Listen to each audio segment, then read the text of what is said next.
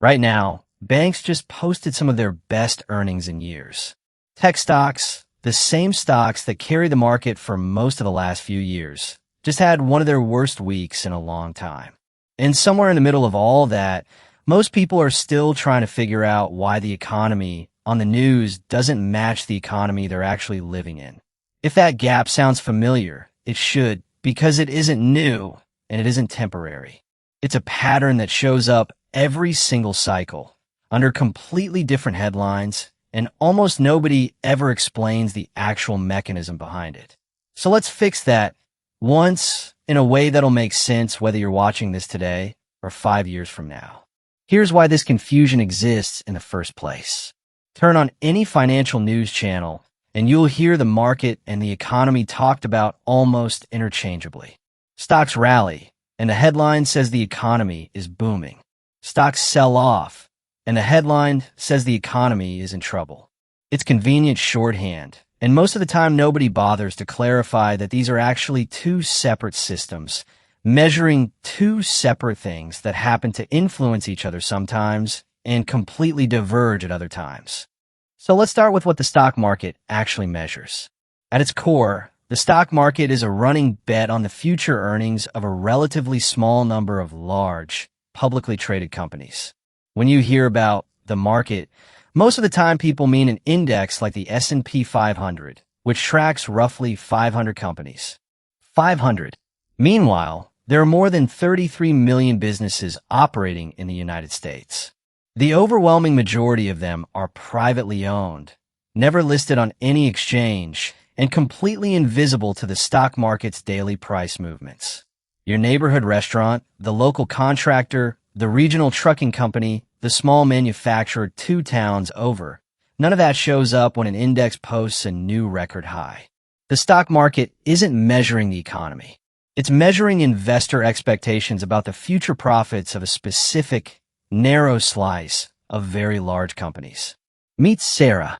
Sarah manages a retail store in a mid-sized city. Her paycheck comes from an hourly wage and a small quarterly bonus tied to store performance. The company she works for isn't publicly traded, so there's no ticker symbol for it, no shares changing hands, nothing for the stock market to price at all. She doesn't have significant stock holdings herself either, no meaningful retirement account exposure yet, most of her financial life running through a checking account and a modest savings account. So whenever the news says the market just hit a record high, virtually nothing about that headline touches Sarah's actual life. Her rent didn't change. Her hours didn't change. Her grocery bill definitely didn't change. But she hears the economy is booming on the same broadcast, and it creates a quiet, confusing gap between what she's being told and what she's actually experiencing, and she starts to wonder if something's wrong with her, instead of wondering if the headline was measuring the wrong thing entirely. Because what actually describes Sarah's reality isn't the stock market. It's the economy, and the economy is a completely different set of measurements. Gross domestic product, the total value of everything produced. The unemployment rate, how many people like Sarah have jobs at all. Wage growth, whether paychecks are actually keeping pace with prices. Consumer spending, what people are actually able to afford to buy. These numbers touch every single person, publicly traded company or not, stockholder or not.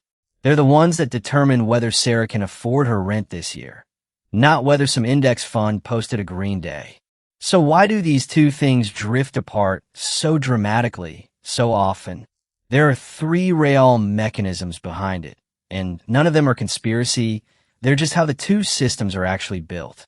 First, a huge share of large public companies' profits increasingly come from automation and global revenue, not from paying more American workers. A company can post record earnings by cutting costs, expanding overseas, or replacing labor with software, all of which can push a stock price up while doing nothing for domestic wage growth, and sometimes actively working against it.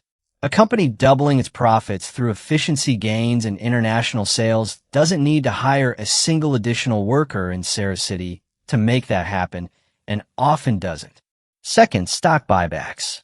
When a company spends its cash buying back its own shares, there are simply fewer shares left to divide the same profits among, which mechanically pushes the per share price up without the underlying business actually growing at all. Companies have spent hundreds of billions of dollars a year on exactly this, and it has essentially nothing to do with whether the broader economy is healthier, how many people are employed, or what anyone's paycheck looks like. Third, timing. The stock market is forward-looking by design, constantly pricing in what investors expect to happen months or years from now. The economy, on the other hand, is measured in the present tense, reporting what already happened last month or last quarter. That built-in lag means the market can be celebrating a recovery or a boom that the economic data underneath hasn't caught up to yet, while the actual data everyone else lives inside continues describing an entirely different present. This exact split has shown up again and again, just with a different headline attached each time. In 2020, the market roared back to new highs within months of the sharpest job losses the country had seen since the Great Depression, because it was pricing in a future recovery, not the unemployment numbers sitting on the table that week. Right now, you're watching a smaller, quieter version of the same mechanism. A handful of massive technology and AI-related companies have driven a huge share of recent market gains, while a much larger, more diversified stretch of the economy, banks, retailers, everyday consumers dealing with borrowing costs and rising prices, tells a more mixed story underneath. When those AI-driven stocks wobble, financial headlines call it a market correction. When earnings come in strong at traditional banks the same week, headlines call that a sign of economic strength. Both can be true in the same week, describing completely different parts of the picture, and neither one is really describing what's happening for someone like Sarah. This isn't a one-time event tied to any single year. It's a structural feature of how these two systems are built, and it will keep resurfacing under a new headline every single time the market and the economy drift apart again, whether that's this year or a decade from now. So why does this actually matter for you, beyond being an interesting mechanism to understand? Because if you make financial decisions based on a headline that says the market is up, without asking whether the headline actually reflects your job, your industry, or your city, you can end up making decisions that don't match your real situation at all. A record high market doesn't guarantee your company is hiring. It doesn't guarantee your wages are keeping up with rent.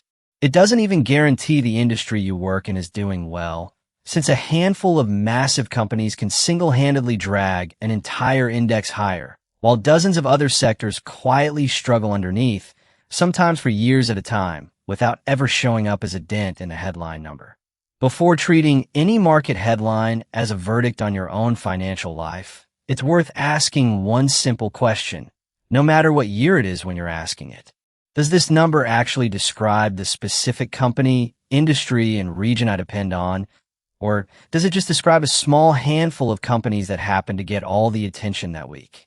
And that gap is exactly why this confusion never goes away, no matter how many times it gets explained. A headline that says market hits record high is dramatic, clean, and easy to package into 15 seconds of airtime.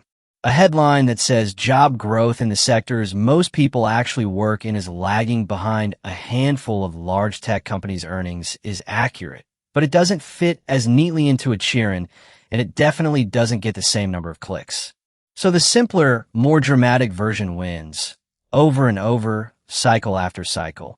And the actual distinction between the market and the economy just quietly never gets explained until the next version of this exact same gap shows up again. That's the whole point of this channel. Not the loud, oversimplified version of a story, but the actual mechanism sitting underneath it, the kind of explanation that still makes sense no matter what year you're watching it. If you want more of that, hit subscribe because this pattern isn't going anywhere, and neither is this channel.